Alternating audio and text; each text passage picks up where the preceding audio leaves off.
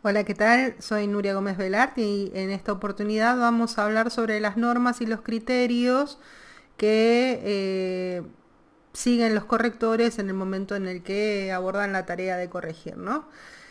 Eh, Puntualmente nos vamos a enfocar en el mundo de las normas, ¿sí? Primero y después en la cuestión del criterio.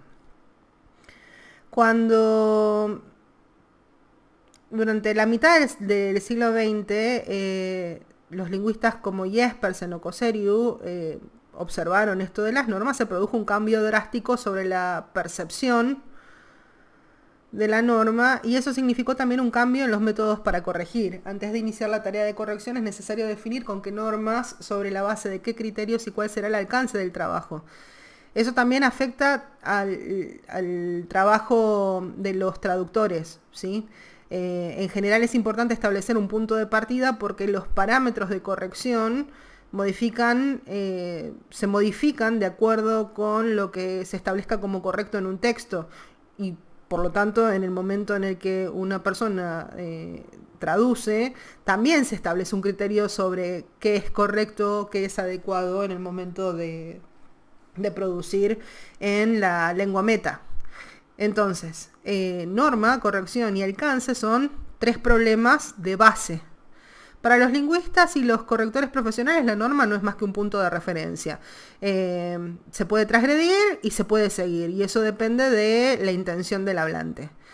Eh, Les puse la cita de la doctora Zorrilla. Ella plantea que la norma nos ayuda a despejar dudas. Entendemos por duda una vacilación ante dos o más realidades lingüísticas necesarias para la comunicación. Por ejemplo, el hablante duda ante la palabra dilema y por lo general la suele usar mal porque la usa como sinónimo de problema, cuando en realidad dilema refiere a una disyuntiva.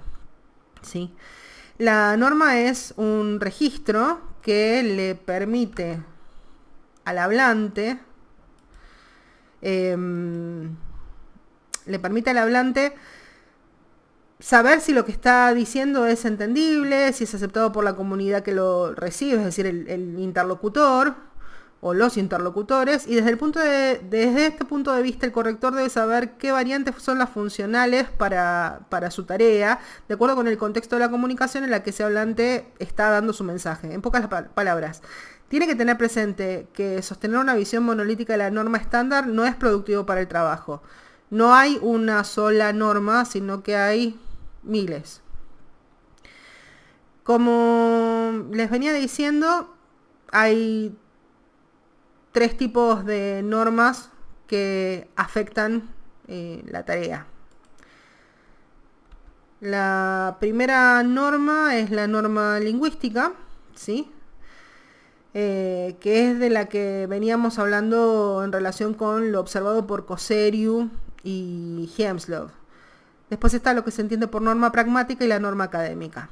Entonces, la norma lingüística permite que los hablantes de una lengua se comuniquen entre ellos. Se trata de la realización colectiva coincidente con la definición de esto de la norma de Hemslov o de Kosseriu, que ya la vimos en el primer video.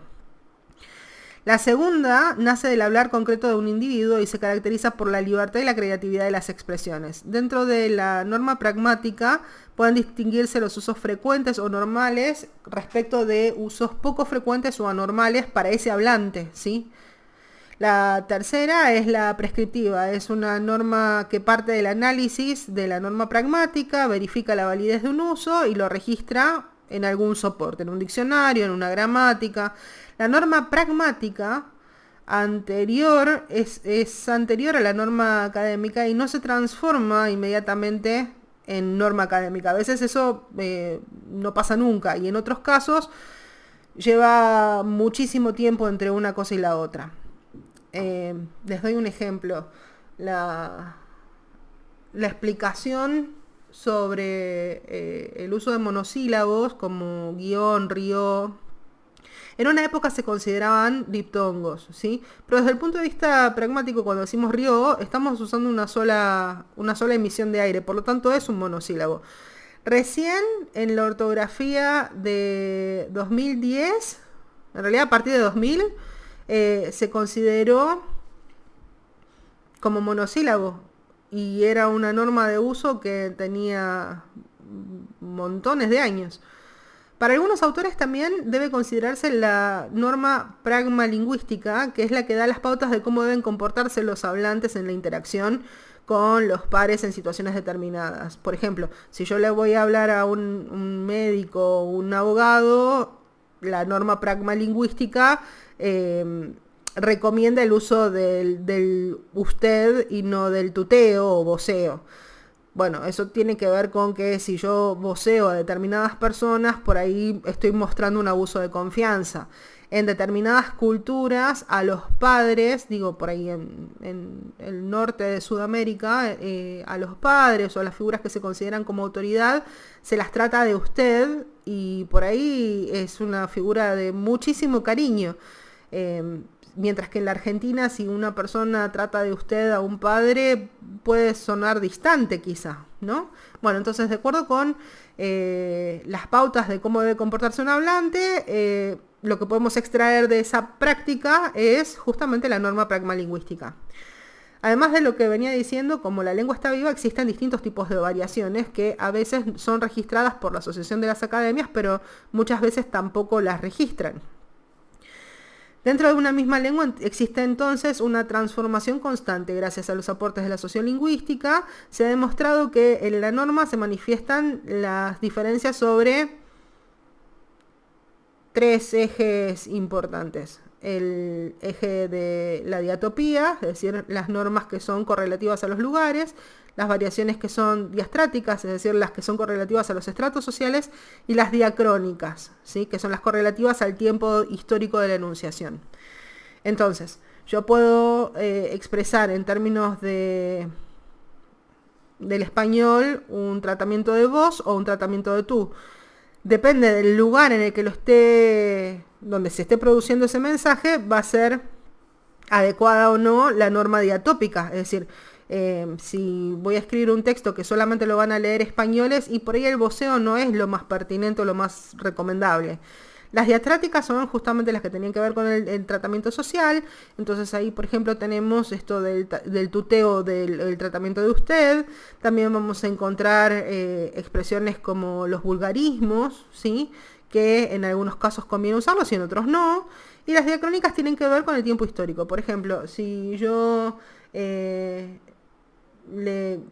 tengo un texto en el que un personaje, les doy un ejemplo real, en Mujercitas, en una parte, no me acuerdo en cuál de todas las Mujercitas, pero en una de las versiones de Mujercitas, de todos los libros que componen la obra de Louise Mary Alcott, a una de las Mujercitas, a Mary o Amy, Amy recibía una caja de plumbagos. Los plumbagos eran las carbonillas de la época.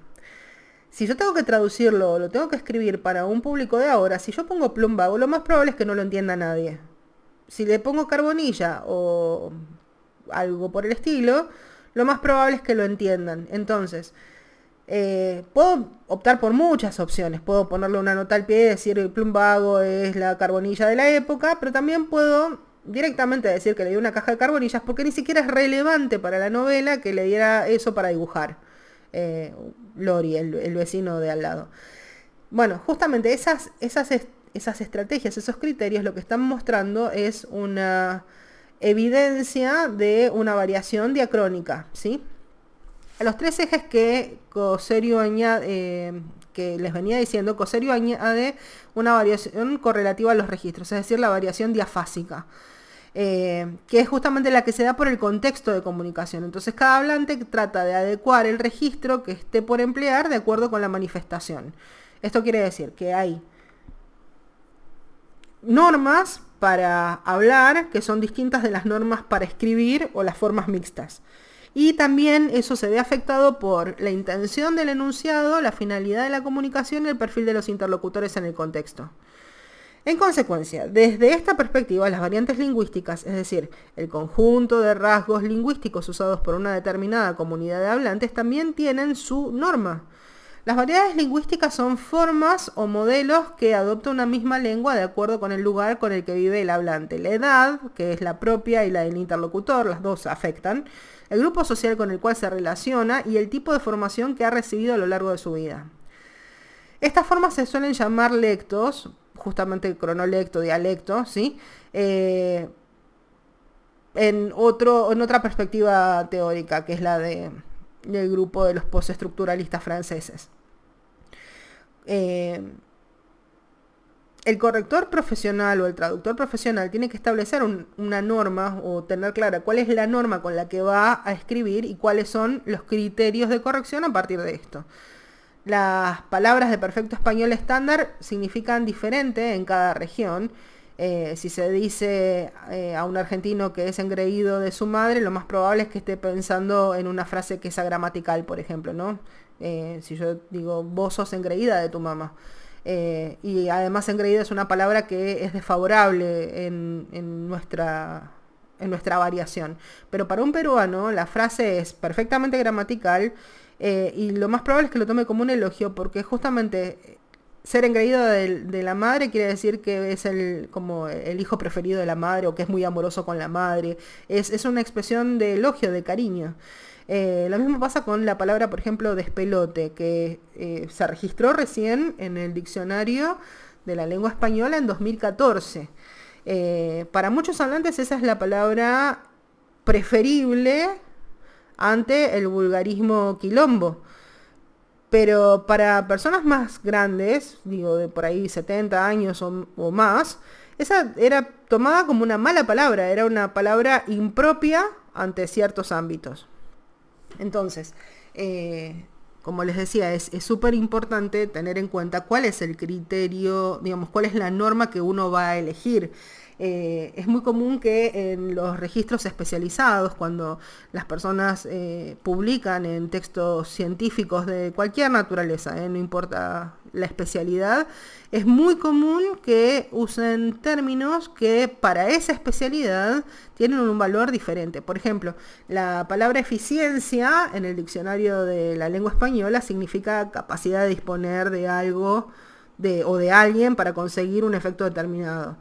Pero justamente en economía es la capacidad de lograr el efecto que se desea, la eficiencia, o estar lo más cerca de ese objetivo, con la menor cantidad de recursos posibles y el menor tiempo posible, ¿sí? Entonces, el valor de eficiencia para la lengua estándar no tiene nada que ver con el valor de eficiencia para un registro de especialidad en economía o, bueno, por ejemplo en lingüística también se usa ese término, pero lo tomamos de la economía, ¿sí? Como las publicaciones especializadas tenían variaciones lingüísticas tan acentuadas desde la expansión de las imprentas, era frecuente que los correctores fueran siempre especialistas de cada uno de los temas de publicación. En traducción también se espera lo mismo, que el traductor sea especialista del tema de la publicación, por lo tanto tiene que tener súper incorporada esta cuestión del registro y de la variación que corresponde para esa publicación. Dentro del mundo de la traducción también hay muchos trabajos, mucha oferta sobre la localización. Y eso es un filón de trabajo bastante fuerte. Tiene muchísima oferta y demanda. Es decir, hay un flujo de trabajo bastante fuerte. Porque justamente lo que se publica acá en Argentina para publicarse en México a veces necesita una adaptación. Y es una traducción de español a español, ¿sí? Bueno, es súper interesante esa parte del trabajo. Hay otras normas. A partir de 1930 se produjo un cambio en los criterios de producción en general, ¿sí? Y les decía, básicamente lo que pasó es que se trasladó al ámbito académico el concepto de estándar o norma de calidad. En términos generales, los estándares internacionales contribuyen a hacer más simple la vida de las personas incrementan la efectividad de los productos y de los servicios y aseguran que dichos materiales, productos, procesos y servicios son adecuados para determinado propósito. En otras palabras, el estándar es la norma técnica que se utilizará como parámetro para evaluar la calidad de un producto. A partir de la expansión de las aplicaciones de las normas de la International Organization of Standardization, perdón por la pronunciación del inglés, yo no soy traductora, estoy hablando de la Organización Internacional para la Estandarización y de la tendencia a normalizar ciertas actividades, ¿sí? En las publicaciones periódicas, en las universidades y en otras instituciones se implementaron estas normas de publicación y eso dio origen a lo que hoy se conoce como manuales de estilo. Manuales de estilo editorial. Y de ahí muchas veces a los correctores se los llaman correctores de estilo, pero en realidad el estilo de una persona no se corrige. Se puede mejorar bueno, hay un montón de palabras para decir mejorar, enmendar, reparar, enderezar en algunos casos, conducir, adaptar, pero todos esos casos son no el trabajo de un corrector, sino de un maestro. Es otra beta del mundo de la normativa. Con el tiempo y el avance de la tecnología, con el boom del internet, fue mayor la incidencia de las normas de publicación y más o menos para la década del 90 afloraron por todas partes los manuales, ¿sí? Y los manuales de estilo y los manuales de normalización.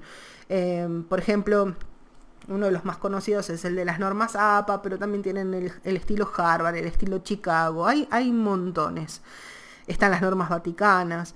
La cuestión de todo esto es que la importancia de adecuar un texto a determinadas normas reside en la imagen de consistencia que ese texto presente cuando es leído. Si un autor no mantiene un criterio sobre cómo presentar la información, lo más probable es que al lector lo confunda, ¿sí? Puede pensar que por ahí le falta información, puede ser que quiera decir tenga otro valor de significación esa palabra, porque por ahí la usan de distintas maneras. Desde el punto de vista de la manifestación, les decía, también hay un problema en cuanto a la normativa, ¿sí? Porque el problema más grueso está en que las reglas de la manifestación, más allá de las variaciones de las que veníamos hablando, afectan en cuanto a los criterios, ¿sí? Hablar y escribir son acciones que requieren competencias diferentes en cada individuo. Y desde el punto de vista de las normas, la manifestación tiene reglas diferentes. Para algunos especialistas esto no necesita un nivel mayor de exhaustividad, pero nosotros nos vamos a llevar al terreno más sencillo, que es separar en 4, ¿no? Es decir, esto de hablar de un enunciado que puede ser oral, entonces es un enunciado que está dicho, por ejemplo, en una conversación, cuando hablamos por teléfono. Hay algunas emisiones de radio, una entrevista en la tele, bueno, todas esas están justamente no pautadas y, bueno, el hablante tiene cierto grado de libertad en el momento de la conversación. Aparte de la norma de la manifestación oral, puede ser una manifestación escrita, como un cartel, un libro, un comunicado. Y también pueden ser mixtas. Es decir, en un soporte escrito yo puedo escribir como hablo. Eso puede darse por ahí en una carta, si yo le mando una nota a un amigo, una carta informal, un diario íntimo o, por ejemplo, en los mensajes de WhatsApp. Y también se puede dar a la inversa, es decir, un texto que se comunica oralmente, pero que en realidad está elaborado por el emisor. Por ejemplo, lo que pasa en las obras de teatro o en una conferencia o la lectura de una ponencia. Los códigos orales y los escritos tienen reglas diferentes. Por ejemplo, en la oralidad se perdonan muchos rasgos y descuido en la construcción de los enunciados, porque justamente tienen esa marca de espontaneidad que es la preponderante. En cambio, en la escritura es poco aceptable que una persona tenga ese nivel de espontaneidad, por ejemplo, las redundancias o en la repetición de determinadas palabras puede quedar mal en el momento en la manifestación de la escritura, y por la oralidad uno las perdona, ¿sí? De acuerdo con la manifestación, ya sea oral, escrita, mixta, la que sea, el corrector tiene que señalar aquello que sea correcto de acuerdo con el contexto de la comunicación. Y entonces, acá voy a aquella carta que les dejé en la tarea de la semana pasada. Cuando hablamos de todas estas manifestaciones, nosotros establecemos un criterio sobre lo correcto o lo incorrecto. En la carta, ¿sí?, el hablante escribía con errores de ortografía, una gramática bastante pobre, era descuidado en un montón de aspectos, pero todos esos errores nos estaban mostrando, ¿sí?, que ese hablante era una persona de pocos recursos. Si yo lo escribo correctamente, le quito toda la magia. Es obvio que el autor sabe escribir, ¿sí? No tiene que ver con ese problema, pero si pone vieja con B larga, querida vieja, y omite la U en el grupo QU, ¿sí?, lo que me está mostrando es que esa persona, con suerte quizá, habrá terminado la primaria, lo más probable es que no, que tenga pocos recursos, que sea una persona pobre en cuanto a la riqueza literaria o intelectual, dependerá del caso. Y bueno, justamente toda esa información estaba dada en la transgresión de la normativa. Bueno, con ese criterio, si yo establezco estos criterios para corregirlo, lo más probable es que deje todos los errores donde están. Si yo elijo un criterio como el de la autoridad, es decir, establezco el criterio como si fuera la norma establecida por la Real Academia Española y las asociaciones de las academias, la Asociación de las Academias, no va a tener sentido ese texto, va a quedar extraño, porque al ser tan correcto y tan prolijito, lo que me muestra es que esa persona es nadie en particular, ¿sí? Bueno, entonces hay que tener mucho cuidado con esa cuestión. Las normas individuales y las marcas de estilo, por lo general, no deben ser corregidas, no se recomienda que se corrijan. Pero el problema está en que el corrector o el traductor tiene que observar cuáles son aquellas que son realmente marcas de estilo y cuáles son errores, ¿sí? El trabajo de un corrector no es imponer la norma estándar sobre la individual, sino señalar aquello que no coincide con las normas sociales para que el autor decida si ese estilo es el que quiere mostrar o no. Hay un proceso intermedio que por lo general la gente que no tiene mucha formación en corrección pasa por alto, ¿sí? Desde el punto de vista de los criterios de corrección son 4, ¿sí? Una vez que definimos las normas con las que el corrector establece los parámetros de aquello que es aceptable o que es gramatical, hay que establecer un criterio de corrección. Entonces, Ángel Rosenblatt es un lingüista súper importante para nuestra historia, sentó un precedente cuando desarrolló la cuestión y hasta el momento se sostenía que en la mayoría de los casos el criterio de autoridad era el que había que seguir y muchas veces se incurría en lo que se conoce como la sobreescritura, que es mejorar un texto o cambiar un texto que no estaba mal, ¿sí? Y parece más una cuestión de gusto del corrector o del traductor y no tanto del respeto por la obra original, ¿sí? Por supuesto que toda comunidad lingüística desarrolla modelos de corrección que gozan de un mayor o de un menor prestigio, pero eso no le permite al corrector modificar aquello que haya sido determinado por la intención del hablante. Es decir, si el hablante quería escribir mal, bueno, es el momento de usar esas palabras. Les doy un ejemplo poco feliz. Hace muchos años, fue uno de los primeros trabajos que yo hice como correctora. Me había tocado revisar una traducción, fue un trabajo para la facultad, una revisión de un discurso de, uno de los que estaba con Hitler, un nazi. También tuve que corregir discursos de Hitler, pero bueno, era porque justamente estaban haciendo una publicación sobre el nazismo. Y el asunto es que el traductor consideró que algunas palabras eran muy fuertes y las alivianó. Y eran palabras como, por ejemplo, hablar de tumor social, es decir, eran súper agresivas.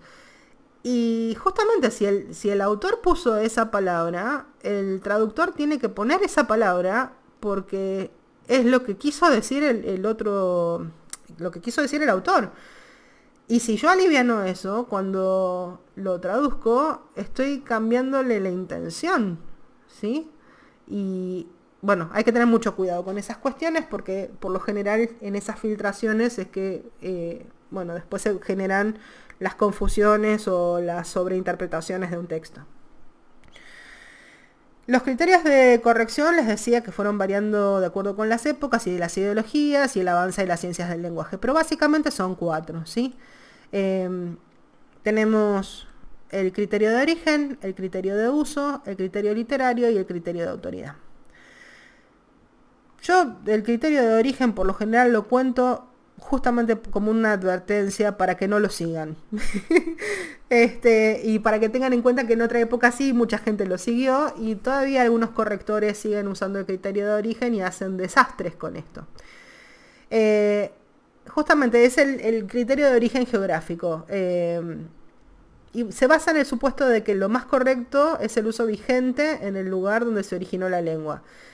El criterio, por ejemplo, lo seguían lingüistas como Amado Alonso, que después, bueno, cambió de idea y pidió disculpas, pero bueno, muchos de los que lo siguieron a Amado Alonso todavía lo sostenían y acá se formaron muchos correctores con el criterio de origen.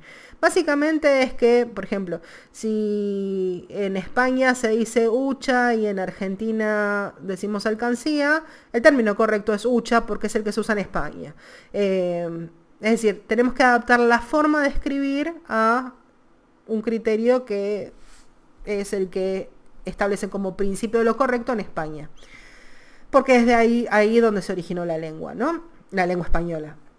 Dentro de esta lógica están, por ejemplo, aquellos correctores o aquellos traductores que prefieren el uso de tú antes del voceo y solamente es porque en España se usa el tú y piensan que es mejor. Pero si el texto es para ser publicado en la Argentina y lo va a leer una comunidad de argentinos, queda un poco extraño el uso del tú. Si, bueno, está justamente establecido digamos, ese estándar o ese target de lectores. ¿Estamos? Y solamente el argumento era que en España no se usa el voceo. ¿Estamos? Eso se considera como una ultracorrección o a veces una sobreescritura porque lo que hacen con esa transformación es alterar lo que en la primera forma era correcta, era válido.